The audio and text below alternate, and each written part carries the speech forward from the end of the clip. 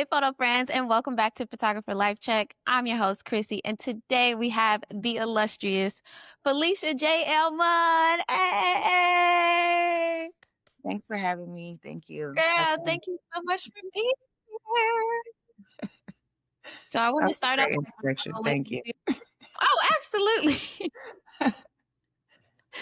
I want to start off like we always do with a little photographer fit check. Now, like I keep telling y'all, eventually this podcast will be in person. Hit the email for funding, and that way we can get into the fit checks in person and have a nice little shoot and head to toe, kind of get prepared for everything.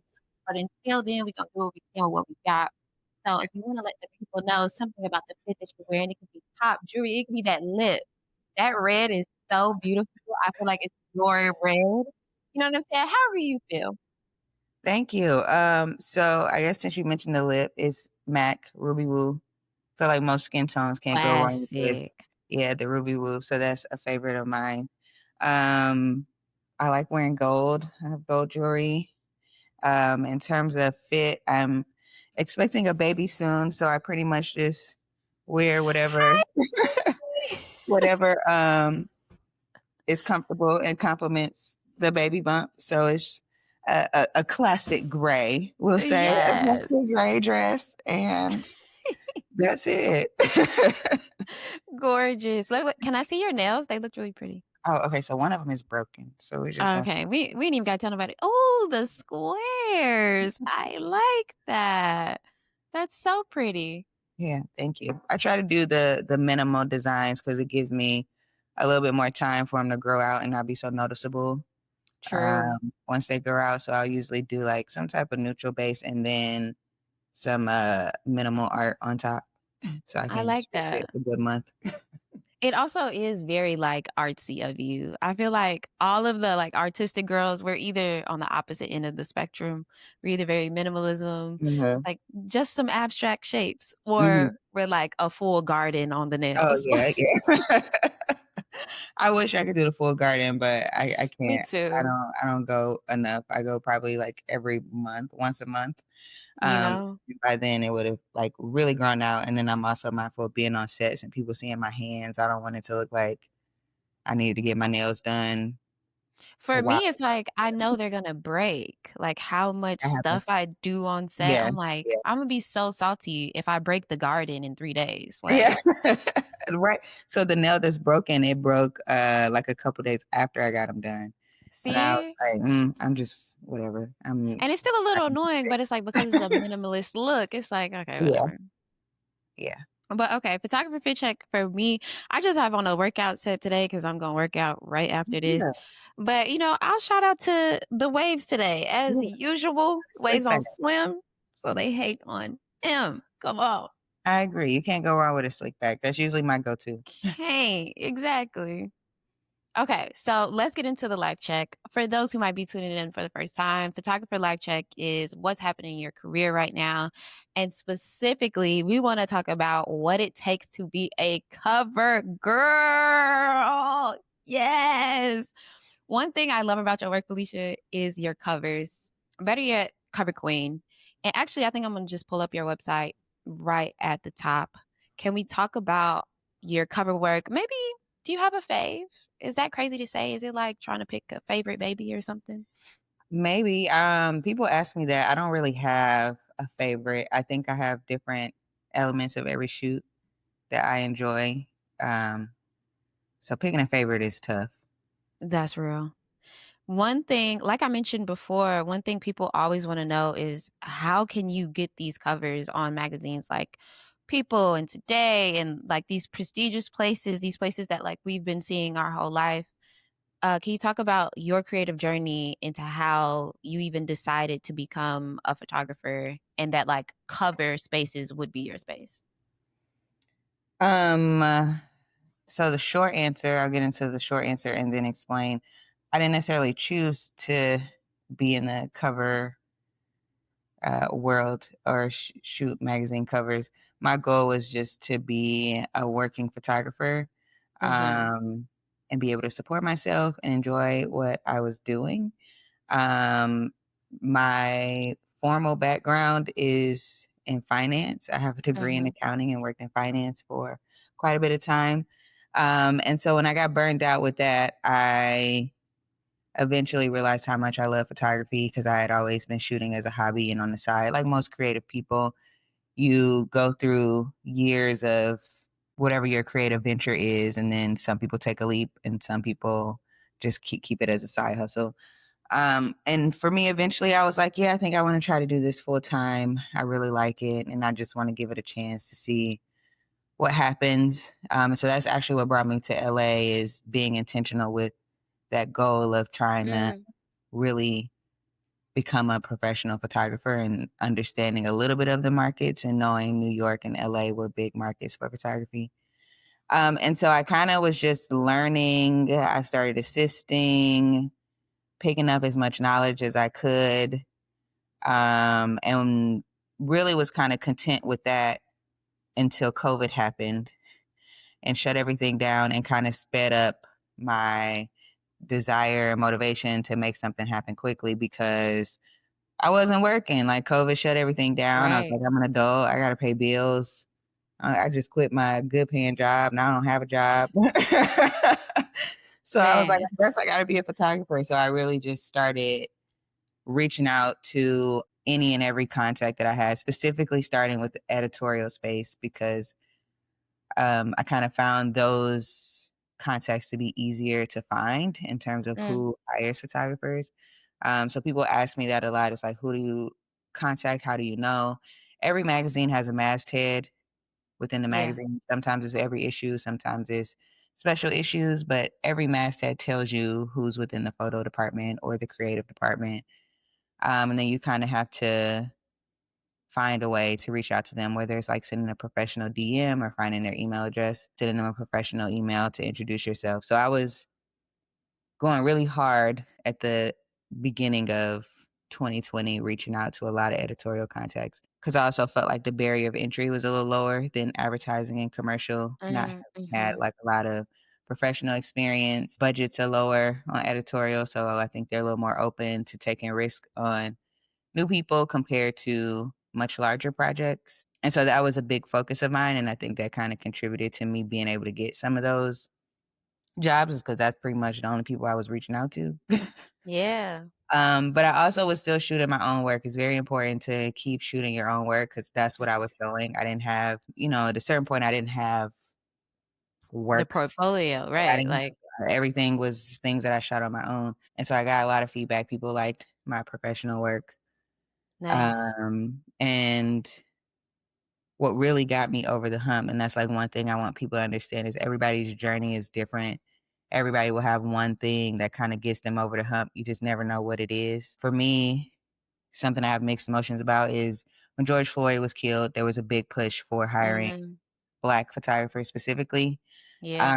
And so it was one of those moments where kind of preparation met opportunity for me, where I had been reaching out to people, having meetings, and then there was a demand for me specifically, like not me, Yeah. for sure, but just me as the As a idea Black of creator. photographer. Yeah. And so I was able to get some of my first jobs. And then from there, I think eventually it picked up in terms of people just appreciating my work for what it was and not necessarily hiring me because of um, my race or my gender, just liking my work. Yeah. I hope that's still the Yeah, case. that's such a I feel like we've all had this conversation since then, where it's such a, almost like icky feeling internally, even though, like, it is just the reality, like Mhm. preparation met opportunity, like you said. It's like I had this goal and then unfortunately it came through tragedy that Yeah, like that's what the opportunity was met with. yeah, And it's yeah, it's an uncomfortable, at least for me speaking for myself, it's a bit uncomfortable. But a lot of people did make a lot of money afterward when people cared about hiring Black creatives, and it sustained many careers since then, especially considering now how things have changed a lot. mhm, Um, so I don't know. I guess things can be both, you know? yeah, and I try to be transparent about it so people understand. I know how hard it is to get entry into certain aspects of this industry. Uh, Yeah. it's not a cakewalk. Even now, like, trying to sustain everything that I've done and, like, maintain and stay, financially stable and keep working, Yeah. like, the grind doesn't end. So, I've learned, like, at each at each stage of my career so far, there's always a new challenge. It's not just like, "Oh, I've done all this work and now everything's just flowing in, my inboxes." Are Um, full all the time. yeah, it's always I gotta keep going. I do a shoot, and that shoot's over, and it's like, "Okay, now I gotta do another one. Now I gotta have meetings. Now I gotta keep reaching out. Now I gotta keep showing up, Yeah. working." And so that's something I kind of have to reckon with is, like, every time I think I can take a deep breath, it's like, "No, you can't. You gotta Right. keep going or it will stop." It's like exhale and come on. Yeah, yeah.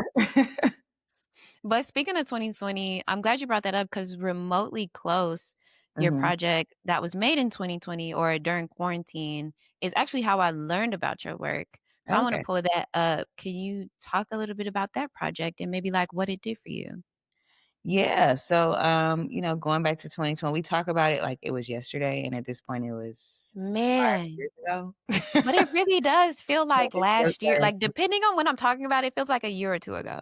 yeah, and so as I mentioned, let me back up for a second. I assisted pretty much 2019. I was doing a lot of assisting, and then when COVID happened, we know in the beginning of 2020, all work stopped around the world. So I was sitting in my home. I had a lot of creative energy and I just needed something to do.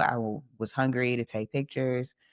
And initially, I started off with a self portrait project because I thought we were only going to be inside for maybe 2 weeks or whatever, a week or two, whatever they told us in the beginning.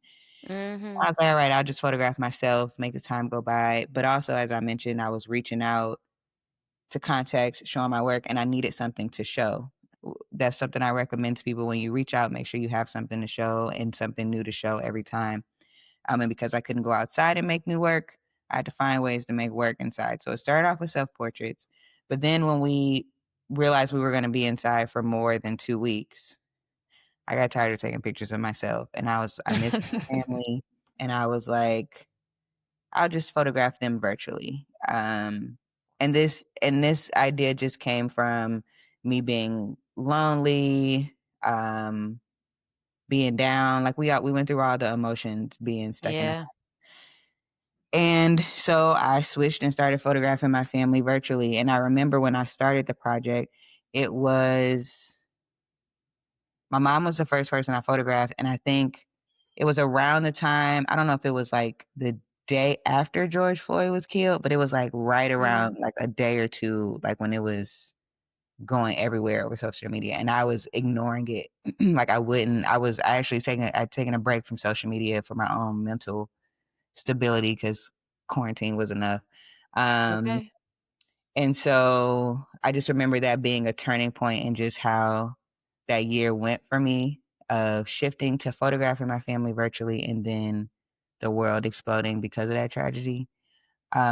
And it made me appreciate the project even more because I had time to be loved on and love on family through our interactions, uh, Mm. talking. So I essentially put up my iPad within a room. I wanted to feel like home. So I put up wallpaper so it felt like it was in a house, maybe like a grandma's house or something that felt like familiar and Yeah. cozy. And I put the iPad within a frame and I essentially just set up my camera on a tripod and I would talk to my family on FaceTime or Zoom or Facebook video, whatever it's called, whatever video chat app they had on their phone. Cause, depending on generations, older people, younger people, you got to use whatever is Yeah. the easiest.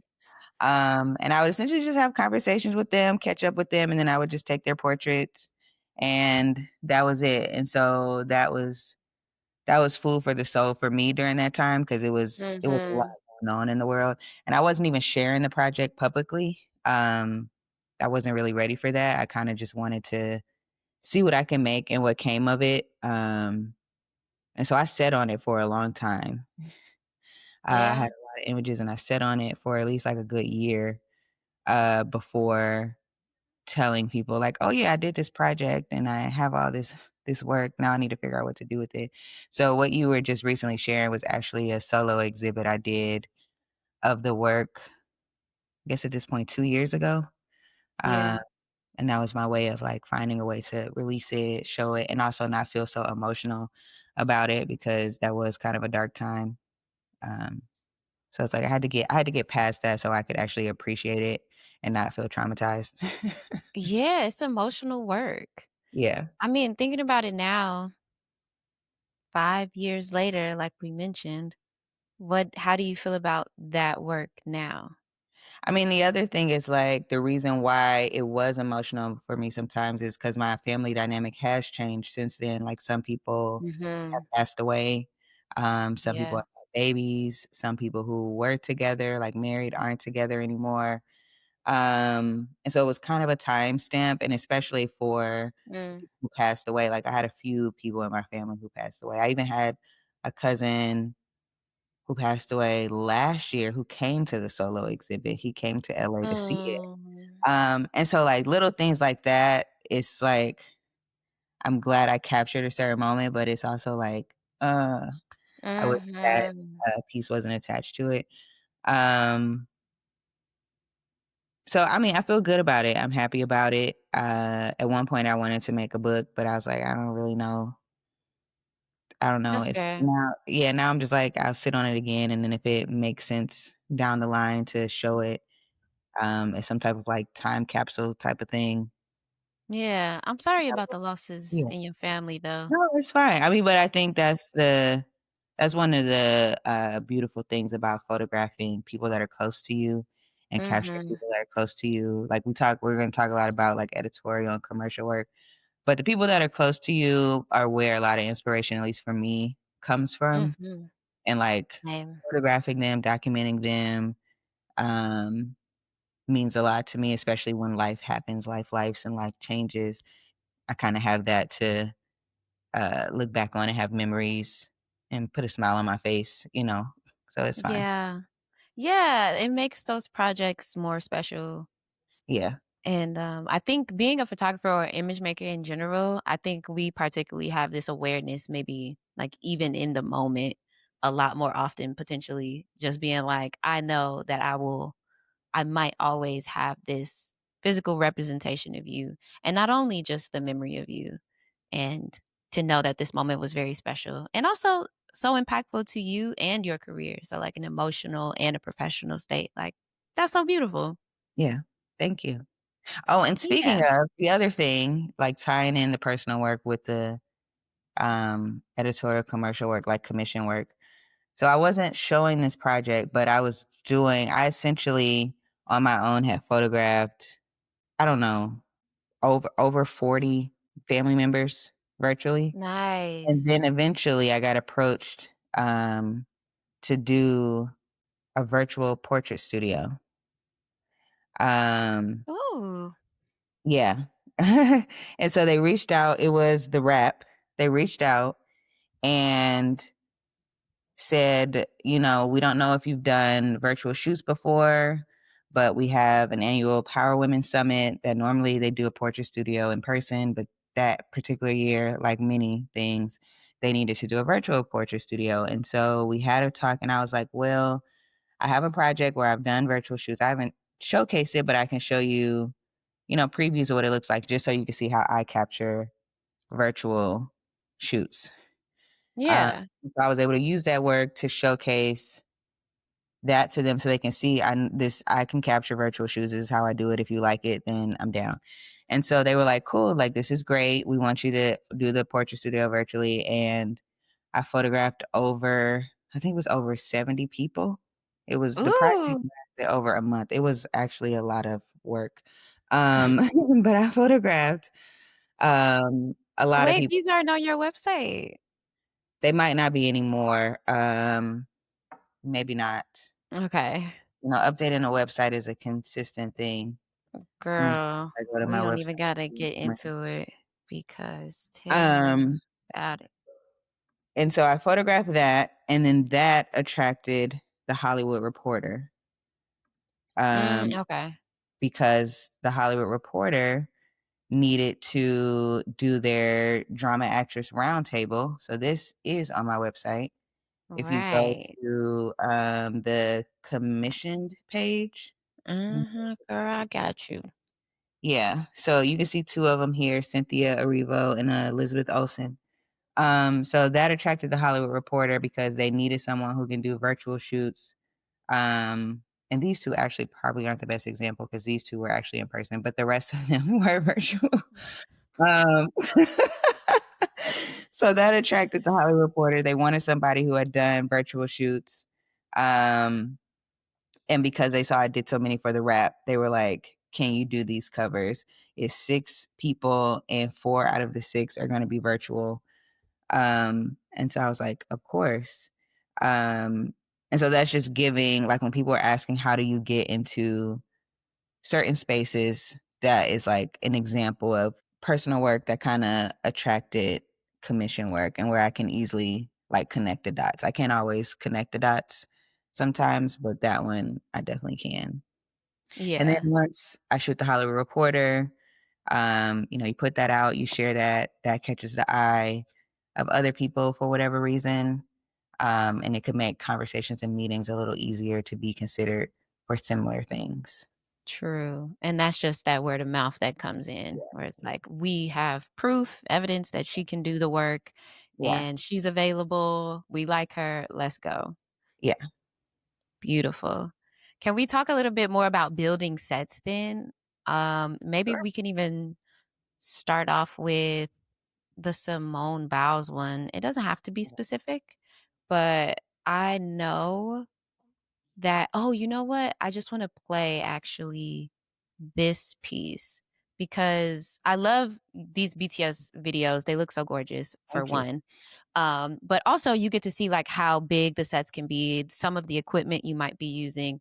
So when you're on set like this and you know whether it's one person like this one with Holly Berry or that big group of people, what are the things you're asking for? Like when you're talking about EQing, are you picking your crew, or is that what the company is doing? Like, no matter which magazine or company you're working for, like, how much autonomy do you have as the lead photographer on some of your sets?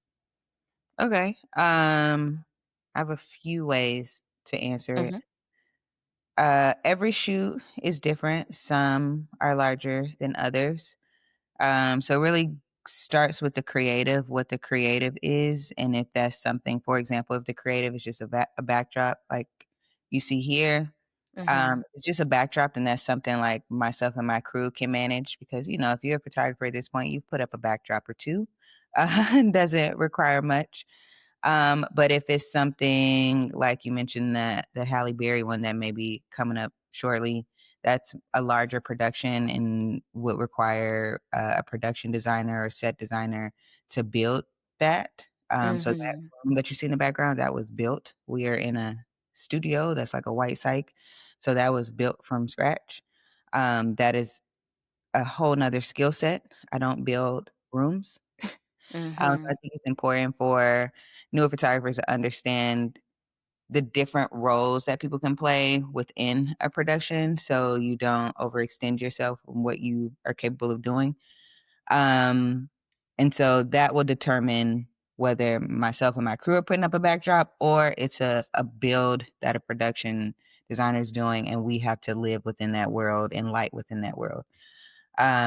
I always pick my crew. I'm very particular Nice. about picking my crew. There are times when I work with people I've never worked with before, but I do try to do my research to speak to people that may know them and go off recommendations. The times when I am working with someone I haven't worked with before, it could be because the people that I typically reach out to most often are booked and unavailable. And so I want them to recommend someone that they know and trust and they know me and my work style. Um, Oftentimes, I do try to bring on newer photographers that wanna get experience, like, at a lower Nice. level on the crew, and in that case, like, I haven't worked with them, but I've interacted with them enough to where I trust them to be on a working set and be professional. But I am particular about my crew just so camaraderie wise, I know we gel. Also, I try to make an effort to have diverse crews when I can. Because in terms of getting experience on set, what I learned really early is very much um whoever know like who knows who. Like that's kind of how you Mhm. get onto a set.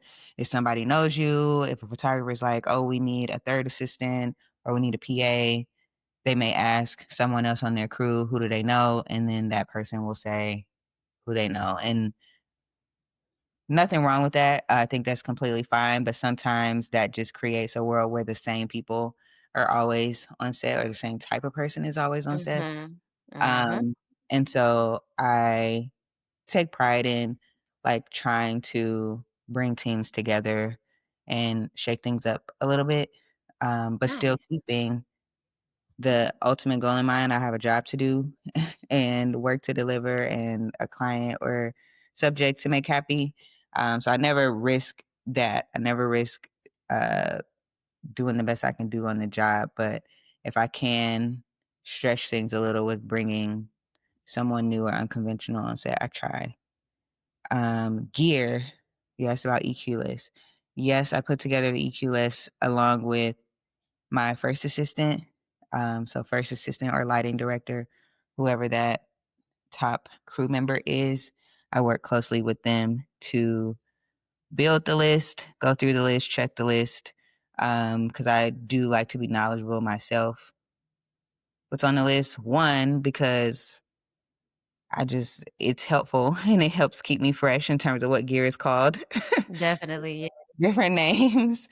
Um, but also just to make sure I'm clear on what the lighting plan is when we decide what we're gonna do when I'm talking to my first when we'll talk before the shoot about how we're gonna light either if it's one setup, if it's multiple setups, what we're gonna do, and then we once we figure that out, we know what gear we need to do that. Um, and so yeah, I do put the list together or in tandem and keep a close eye on it. Would you consider yourself a technical photographer? Um, I'm kinda in the middle. I'm Okay. very much like if it looks good, I like it, but I do have some technical things in terms of shooting that I pay attention to, like, I know my settings, I know what I want my settings to be, Right.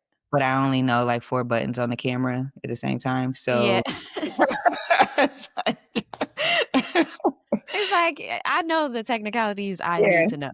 yeah, I was like, don't ask me to go into the menu. But in terms of, like, the image that I need to capture, I know, I'm very aware of, like, what my settings should be or what I want them to be, or if I'm talking to the digi and we wanna change it, or, Yeah. like, lenses that may work for a certain look. Um, in terms of lighting, I do use strobe lighting a lot. Um, I understand how to use it, but I'm also like, if it's too bright, make it darker, if it's too Like, dark, make it we brighter. can use simple language and Yeah. you know what I'm talking about. Yeah, that's pretty much how I work. There's a shadow over there, I don't want it to be there, let's put some light there. Um, Nice. so I can toggle between the 2. It just really depends on the situation. That's real. I also noticed you have a very distinct style. And one question that I get a lot is how do you maintain your distinctness, your uniqueness, the thing that is your style when working with these bigger brands? And I think you do it so well. Are you at the point where you're just like, hey, hire me for the type of photographer I am? Like, this is how I like to shoot, this is how I like to color grade, or these are my editors and I like them for this style? Or how do you navigate that when you're still in that pre-production phase? I mean, I appreciate that you see a distinct style. I look at my work and I still see room for growth. Um, Really? I mean, so well, I appreciate that. that's It human. it does, yeah. It did take a while for me to see the consistencies, or it really wasn't even consistency. It's like what I liked and what I wanted to keep doing. Yeah. And so that's where I think when you're asking, am I technical? It's like once I understood what I liked and what I wanted to keep doing, I needed to know how I achieve that and intentionally do it every time. Mhm. Um, and that just came with like shooting a bunch and trying a bunch of different things. So I always recommend that to photographers, like shoot a lot, try different things, and then when you like something, make note of it. Um, when you get feedback about certain work, like pay attention to what people see, what they say, how they perceive your work. If that is in line with what you like, then what about that? Um, what about that should you take away with you to keep doing? What should you kind of just filter out? And I would say it wasn't until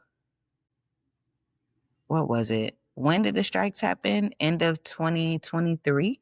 Yeah. Yeah, end of 2023.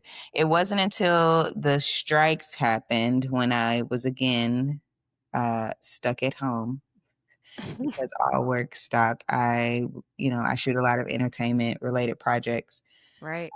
And so that created opportunity for me to actually sit with my work and think about what I have done up until that point and what I liked about it. And that was like the first time where I saw consistencies and I was like, oh, this is what I Mm. do.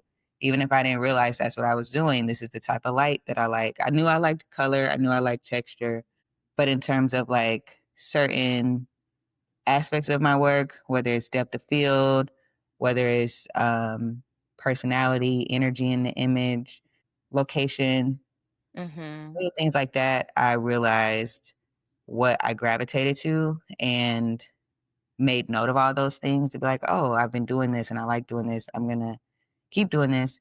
And so it makes it easier now when I have conversations or when shoots come up. Like I kind of know what I like to do. Right. I'm capable of doing other things and lighting things other ways, but it got to a point where I was aware of certain elements of my work and I try to keep that in there. I appreciate that perspective too. I think sometimes when we're at the beginning stages, we kind of forget that it is about developing what we like. Hmm. But I think you just have such a vastness in work and work that feels distinct that you were a perfect person to like give some of these questions to. And honestly, you answered some questions that I don't even have to ask already. So I appreciate you for that. Like Good. you was knocking them out. I'm like, oh, perfect. Down, down. But yeah, like that's just a common one we get that people want to know about. Like, how do I develop niche? I mean, even I remember at the beginning of my career, I was also like, how are people like editing the exact same way and getting the exact same lighting in all these different places? But it really is like a part of training your eye is also training what you like Hmm. and doing that over and over again. Yeah, and I'm not a big post-production person. I'm a big in-camera person. I like to Nice. capture as much in camera as I can. And honestly, the reason for that, I know some people are like wizards when it comes to Photoshop and color Mm-hmm. grading. Full transparency, that is not me. Yeah. I'm very much like, I got to get it in the camera and see it. And the reason that's the case for me is because my background is finance. So my formal training in terms of software was not Photoshop and That's real. Yeah. Lightroom. Um, and so a lot of my time when I was shooting on my own was just shooting. And I was like, I was doing all these things with the camera. So that naturally is still what I do. And if I want an effect, like the I like the process of experimenting to figure out how to do it in the camera. And so in terms of like post production, I do a little color. I do my coloring in Capture One. And Yeah. that's mostly because skin tone is very important to me. And so I try to make sure whatever coloring is happening, the skin tone is not compromised and is still Hmm. true to what it actually is. And then I work with retouchers to do like skin cleanups and there's a light pole that needs to be moved. I send that to retouchers because Nice. as a photographer, I juggle a lot of different things. And so where I Mhm. can outsource and spend time doing other things, that's what I do. Okay. And make the best use of my time. And that also feels like something you may have learned in finance. It's like delegate, delegate, Yeah, delegate. You yeah. don't gotta waste your time. doing something you don't enjoy or doing something you just know somebody can be better at, Yeah, delegate. yeah, very true. And I want to also get into motion. Is motion new for you? I notice you only do it like on some of these projects, at least on your website. Can we get into how you started this? If you're doing all of it, if you're working with other people? Yeah, I would say motion is still fairly new. I've done some motion covers, as you see here. Then I've also done some motion work on personal projects. Each time I work with a DP in some sort of way, with the Hmm. exception of these GIFs that you see of Issa Rae. Those are GIFs that are captured in camera, like multiple frames photographed really fast and then put together to make a motion like image or Right. asset. And so that I captured because it was with a camera, a photo camera. Look, I'm like, I can't even talk. I'm like, what is it? Not a video camera. And so, yeah, video I still say is still fairly new, but there are aspects to it that I enjoy. I would say I'm more of like on the directing side of being in video than actual like operating a camera or Okay. editing video. And so that is what you see here is kind of showcasing my eye for that. I think it's absolutely stunning. And I remember when the motion covers kind of became like a really big deal. They were happening like a little more back to back. When that was coming up for you and like at least people are reaching out, were you like, yeah, I can cam up this? Or were you like, actually, I want to be in the director bag for this and here's my cam operator for the motion section of this production? Yeah, I'm always very clear I wouldn't operate the camera, that there would need to be a DP. Okay. Um, and so sometimes a brand may have a DP that they want to do it. And, if they introduce us and I familiarize myself with them and we're cool, I'm fine with it. Other times they're open to me making a recommendation with someone Hmm. I work with. And if they do, I have people I can reach out to and be like, this is the DP I want to work with. And so it really depends on the project and where the client has already kind of decided they want to be with it. But I do communicate that I would be more of in the directing seat and not operating the camera. Okay, beautiful. I just loved seeing all the motion on your website and I thought it was such a beautiful addition to the work and I think it like makes your photography pop out even more. So I definitely had like a lot of curiosities around that. And I was also just curious if it was another like career switch. Not that necessarily you were going entirely into video, but I'm like, "Ooh, is this a transition? Like I like this."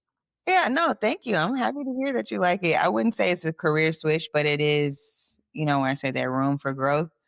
Yeah. Motion is an aspect of the projects that I work on. And so I'm not shying away from it. So if there is an opportunity for me to do motion work and it makes sense for my style and my capabilities, then I'm open to doing it. I wouldn't say like it's a full push to be like, I'm going to be a director. I Yeah. think that's a very strong title. Um, but I wouldn't say it wouldn't happen down the line. I do think I have certain skill sets that fit the role. It's just finding Yeah. a project There for we me. go. I love to hear it. Well, beautiful. This feels like a good place to take a break, so we'll be right back. This episode is brought to you by Art House, the first Black owned film lab in the city of Los Angeles. Art House specializes in C41, black and white, E6, and ECN2 processing for 35mm and medium format film using a custom built cinema scanner to deliver stunning movie quality stills. Pick up or drop off a roll at their new location in Chinatown and check them out at arthousefilmlab.com or at arthousefilmlab on IG. And tell them we sent you. And we're back. So, this next segment has become one of my favorite segments. It's called the PLC playlist, where we've made an actual playlist of all the songs accumulated for every episode. So, we want to know what's something that you're listening to a lot right now, like what's heavy in rotation, Oh my gosh. I wasn't ready for this. especially especially if you plan it on set. I was not ready for this. What am I listening to a lot? Well, Metro Boomin came out with an album He not too long did. ago that like kind of paid homage to old Atlanta music. And considering that's where I'm from and that's kind of like my era Hey, of I don't know, young adult music.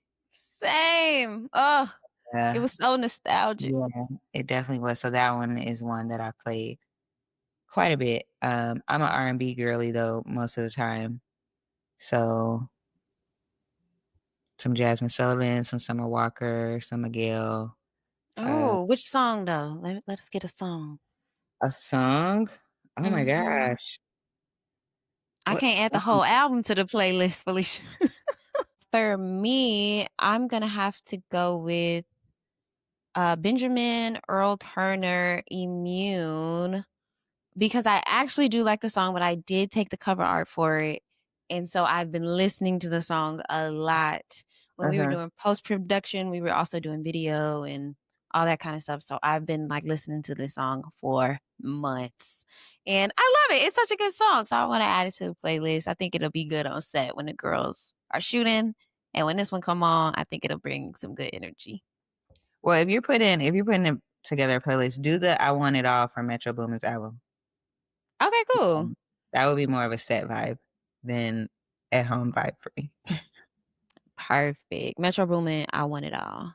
Uh-huh. All right, and on to the next segment. This one is called Photographs Not Taken. This one is a fan favorite. It's also actually the first segment that I created when we were making this podcast because it's a question I always am thinking about and asking other people. So I want to know, what's a photograph you wish you would have taken but never did? I always think that after every shoot. It's not just one. After That's every so true. shoot, I always think through like, "Oh, I shoulda did this differently. Oh, why didn't I capture it this way? Or I should have tried this." Mm, But I've learned to not harp on that because mm, I just learn from it and like, "Okay, don't do it next time." But I literally have that thought after every shoot about a shot that I didn't take. Um, mm. so I It's can't really say. interesting. I love hearing the different ways people perceive this question. uh, The title is based off of a book called Photographs Not Taken, which is, I guess, kind of like an anthology full of essays from different photographers who are answering that question for themselves. And the way I interpret it was the images I see in life that I either didn't have my camera on me or I did, but like maybe I missed the moment. And the images that are like stuck in my head where I'm just like walking down the street and I saw something beautiful and I couldn't grab the moment. But I didn't consider that, yeah, like when I'm shooting, there are images that I'm like, damn, I missed my beat and I didn't get it. mhm, mhm. Like I go home and I'm getting into bed and I'm just like, "Oh, why didn't I do it that way? Or why didn't I, Yeah. you know, push a little bit more to get a certain angle?" Uh, Right, right, right, right. or I start getting new ideas. I'm like, "Why didn't I think of that We should have in the did this moment?" light Yeah, we setup. should've did Yeah, yeah, it this yeah. way. I shoulda had them pose this way. That would've been so much better. Yeah, we don't want anybody ruminating in that way. No, no, no. Yeah, so I mean, but I feel that way after every shoot, but I've just learned not to be down about it and move on. Move on. Yeah. This next segment is called The Gear Don't Matter, but this segment is to shout out some of the gear we're using. It stemmed from this idea that people are always asking photographers, like, oh my God, what camera is that? What camera is that? What camera are you using? And, it's not that we don't love our gear, but we are the creators, not our tools. But Mhm. I do want to show love to our tools. Like we use them to create and we love them. So I want to know, what's your favorite piece of equipment that you use right now? It doesn't have to be a camera, it could be anything that you're using on set, but it can be a camera. One thing I must have, with the exception of a camera, obviously I need a camera on every set, but one thing I must have on every set is a speaker. I play music. All Um, day. so that's one thing no matter what needs to be on there. The camera I shoot with, I shoot Nikon. I have a Nikon Z9. It's a mirrorless camera. Hey, I pretty much shoot with a 24-70 lens. I think it's 2.8. my Uh, fave. consistently, it allows me to quickly move in and out with the zoom lens. I've had people tell me I should really get into the prime lens world, that I would love it. I'm not there yet. Imma zoom in. Um, and so Yeah, there's that's some primes that I love, but the yeah, 24 to 70 is also, like, that's the workhorse right there. She work hard, and she get yeah, it done. that's my go-to. Um, and I have some film cameras that are nice. I, Mm, do creative work with, like the Mamiya RZ67. I have that. I have a mhm, 35 millimeter Nikon. I also have a Leica. The Leica I travel with because it's compact, but it's a beast, and I can still mm, get really nice images, because the photographer in me never goes away. Also, I shoot with my phone. I have a Pixel. Yeah, all for the that time. users are like, "Who is this that's showing up blue?" or whatever the color is. It's me. Um, in the group chat. I shoot a lot of pictures on my phone because it's so handy. If I'm out and about and I see something, I'll whip out my phone, take pictures. I don't Period. post it anywhere, but But they're get that necessary, they're image. in your Yeah, phone. kinda just get that image, look at it, I'm like, "Oh, that's cute." So I in terms of also that's what I have. Yeah. Okay. I also really loved Google Pixels, like, ads. I don't know, maybe that was, like, a year or 2 ago, but they hit up a bunch of photographers to run, like, some campaigns on Instagram and stuff like that. Mhm. And I was like, "Oh, y'all are selling this. Like, I really like this phone. I might make the switch." Yeah, yeah. So Google, you can hit me up too. I've had the phone for several years now. Hit the line. And Um I'm glad you said that because the next segment is called Shoot Your Shot. Uh-huh. And the question is, who is somebody or a company you'd love to work for? I would Photograph. love to work for the Obamas Oh, or yes. Oprah. I would love to work for them. So if by chance this video makes it to their inbox. Absolutely. I already know Michelle is listening and Mr. Barack be tapped in. Okay. We see his music list every year. So the Obamas and Oprah, we didn't forget about you, babes. Hit the email. You already know where it's at. You know how to find Phylicia. Stop playing.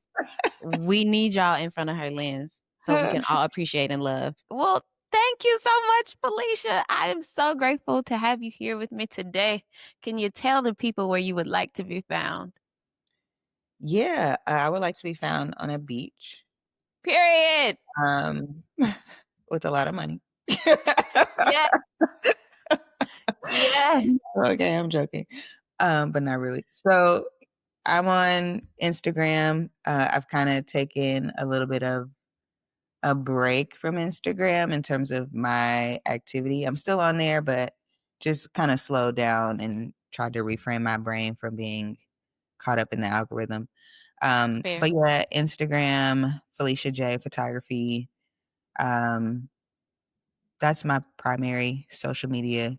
I'm on the other ones too, but in terms of the most active, I would say is Instagram. Also, you have my Nice. website, PhyliciaJphotography.com.